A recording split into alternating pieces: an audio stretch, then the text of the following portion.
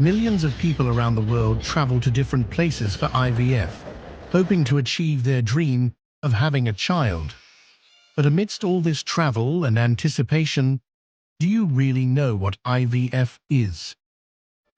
What is the detailed, step-by-step process that happens behind the scenes? Let's uncover the mystery and take a closer look at this life-changing procedure, from the initial preparations to the moment of conception.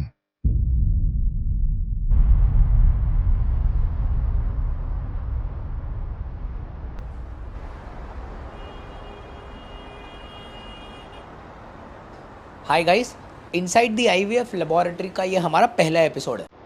Actually में ना, जब कभी भी कोई भी IVF में female patient है ना, मतलब फीमेल पार्टनर इंजेक्शंस लेते हैं, तकरीबन 9, 10, 11 दिन का ये इंजेक्शंस रहता है पूरे भारत देश में। कोई भी जगह पे आप आईवीएफ कीजिए, सबका सेम है। ये इंजेक्शंस दिया जाता है आपके ओवरी को स्टिमुलेट करके ज़्यादा एग्स निकालने के लिए। अब ये जो ज़्यादा एग्स बन तो गए हैं, अब बाहर तो निकालना पड़ेगा ना दोस्तों। तो ये बाहर निकालने के लिए जो प्रोसीजर की जाती है, इसको बोलते हैं एग पिकअप या oocyte रिट्रीवल।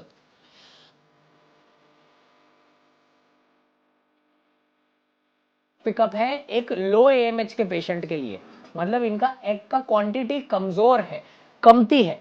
जब कभी भी ऐसा होता है तब एग पिकअप बहुत अच्छा करना पड़ता है, सो दैट जितने भी एग्स अपने को दिख रहे हैं, सारे के सारे एग्स अपन बाहर निकाल के एग्जामिनेशन को भेज सके। अब बहुत सारे जगहों का खुद खुद का एक प्रोटोकॉल है, कोई लोग पूरे एनेस्थीसिया में करते, कोई लोग लोकल एनेस्थीसिया में करते, थोड़े कैसे सेंटर्स है जहाँ पे सिर्फ सेडेशन में होता है, और हर टेक्निक राइट है। डिपेंड करता है कि फीमेल पार्टनर का पेन थ्रेशोल्ड कितना है। बड़ा सेफ प्रोसीजर है। एज अ पेशेंट मैंने आपको बहुत बार बताया कि आपको इसमें टेंशन नहीं लेना है।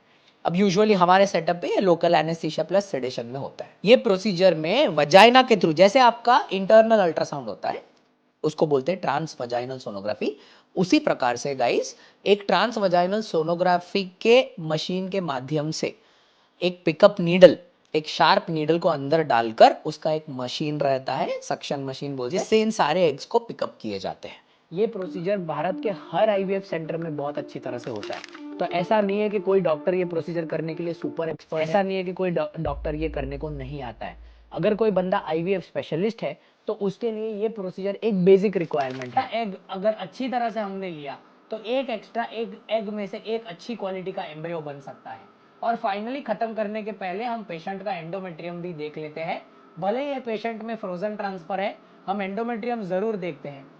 वैसे देखा जाए तो ये सबसे महत्वपूर्ण प्रोसीजर है, क्योंकि इस प्रोसीजर के अगर ठीक से नहीं कर दिए तो थोड़े बहुत कॉम्प्लिकेशंस हो सकते हैं। हम ये जो फॉलिकुलर फ्लूइड रहता है, ये जो फ्लशिंग मीडियम रहता है, इसको भर देते हैं, सो दैट जब हम एग्जामिनेशन को भेजे ये ट्यूब को, तो आप देखेंगे कि ये ट्यूब का जो फॉलिकुलर फ्लूइड है ये एग्जामिनेशन को जाता है, जिस पे हमने एक स्पेसिफिक सर्जिकल क्राफ्ट ऑलरेडी बना के रखा है। ऑफ कोर्स गाइस, अगर आप कोई अच्छे यूनिट पे करवाते हो तो कितने एग मिले, एग की क्वालिटी कैसी थी, कौन सी ओवरी में से कितने एग मिले, ये सब चीज़ का इंफॉर्मेशन आपको दे दिया जाता है। ऐसा कुछ सिर्फ एग अच्छे थे ऐसा नहीं बोला जाता, कितने एग थे ये सब आपको बोला जाता है। तो ये होता है एग पिकअप गाइस, ये था लाइव एग पिकअप। अगर आप देखेंगे तो 1.5 से 2 या 3 मिनट के अंदर पूरी प्रोसीजर समाप्त हो जाती है। ये प्रोसीजर हमने आपको इस पूरे वीडियो में दिखाने की कोशिश की है, ताकि जब आप ये प्रोसीजर करें तब आपको एक इन्फॉर्म्ड गाइडेंस मिले कि आप जहाँ पे भी कर रहे हो तो आपका ये प्रोसीजर होगा कैसे।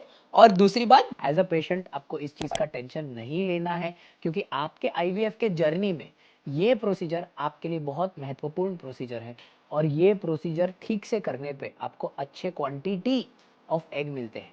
ये जो अच्छे क्वांटिटी ऑफ एग मिलते हैं, उसी के साथ में इक्सी या आईवीएफ जो भी आपके लिए डिसाइड किया गया है वो होता है, और वो होने के बाद में आपके एम्ब्रियो बनते हैं। Alright, thank you so much.